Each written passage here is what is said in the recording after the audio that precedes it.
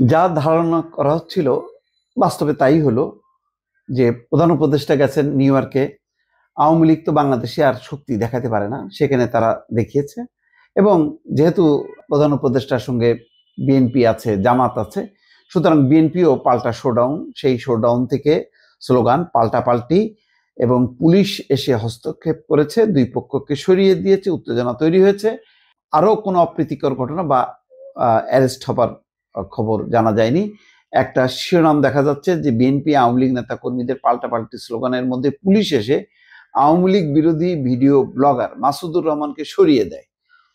রোববার রাতে নিউ ইয়র্কের জ্যাকসন হাইট, কোথায় মানে জ্যাকসন হাইট হচ্ছে এটা বাংলাদেশিদের একটা কেন্দ্রবিন্দু। যত রাজনীতি সরকার একবার ফেলাচ্ছে, নামাচ্ছে, উঠাচ্ছে, সব কিছু জ্যাকসন হাইটে। জ্যাকসন হাইটে গেলে বাংলাদেশের রাজনীতি একটা জিস্ট আপনি পাবেন। সেটাই দেখা গেল যে এয়ারপোর্টে কোনো কিছু নেই, জ্যাকসন হাইটেই উত্তেজনা তৈরি হয়েছে। ৮০তম অধিবেশনে যোগ দিতে গেছেন সেখানে।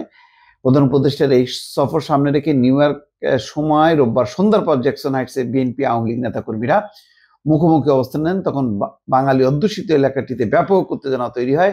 সন্ধ্যার পর জ্যাকসন হাইটসের ডাইভার্সিটি প্লাজায় একই সময় সমাবেশ করেন বিএনপি এবং আওয়ামী লীগের নেতাকর্মী সমর্থকরা। স্লোগান পাল্টা স্লোগানে উত্তাল হয়ে ওঠে পুরো এলাকা। দুপক্ষই স্লোগান দিয়ে জ্যাকসন হাইটস এলাকা প্রদক্ষিণ করে। এই অবস্থায় চলার মধ্যে রাত 10টার দিকে আওয়ামী লীগের এক কর্মী এবং আওয়ামী লীগ বিরোধী ভিডিও ব্লগার মাসুদুর রহমান পরস্পরের বিরুদ্ধে অভিযোগ জানিয়ে পুলিশকে ফোন দেন। 5 মিনিটের মধ্যে অন্তত 10 জন করে পুলিশের দুটি দল ঘটনাস্থলে আসে। এক পর্যায়ে পুলিশ জ্যাকসন হাইটসের ওই এলাকা থেকে বিএনপি এবং আওয়ামী লীগের সমর্থকদের পাশাপাশি সাধারণ মানুষকে ওই এলাকা থেকে সরিয়ে দেয়। এরপর পরিস্থিতি শান্ত হয়। এখনো পর্যন্ত কাউকে গ্রেপ্তারের খবর পাওয়া যায়নি।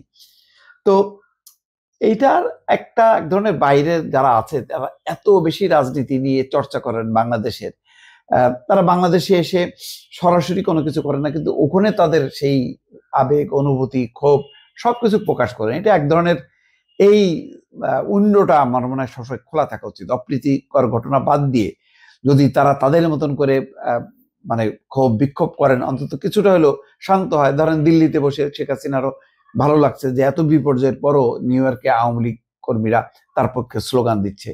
আর বিএনপিও তার একটা বিজয়ের নিয়ে যে একটা পরিবর্তন হয়েছে, সামনে নির্বাচন, সেও একটা জোশের মধ্যে এখন আছে। সে অলরেডি একটা ছায়া সরকারের মতন বা ক্ষমতাসীন দলের একটা রূপের মতন আবির্ভূত হয়েছে। কারণ ডক্টর ইউনূস তার বিএনপির কেউ না হলেও এখন বিএনপিকে ওই ইউনূসকেই সামলাইতে হচ্ছে। এখানে তো আর এনসিপি বা জামাতের ওই শক্তি সামর্থ্য নেই যে এটা সামলাবে। আর জামাত এই ধরনের প্রকাশ্যে এই ধরনের ক্ষোভ বিক্ষোভ করে না, তাদের কাজের ধরনটা আলাদা। কিন্তু গণসংগঠন হিসাবে সবসময় আওয়ামী লীগ বিএনপি মুখোমুখি হয়। এখন বিএনপি ক্ষমতায় না আসলেও তাকে ওই ইউনূসকেই তার অংশীদার হিসেবে প্রেজেন্ট করে তাকে এখন আওয়ামী লীগের মুখোমুখি হইতে হচ্ছে। এটাই হচ্ছে যেটা ধারণা করা হচ্ছিল, সেটাই হয়েছে।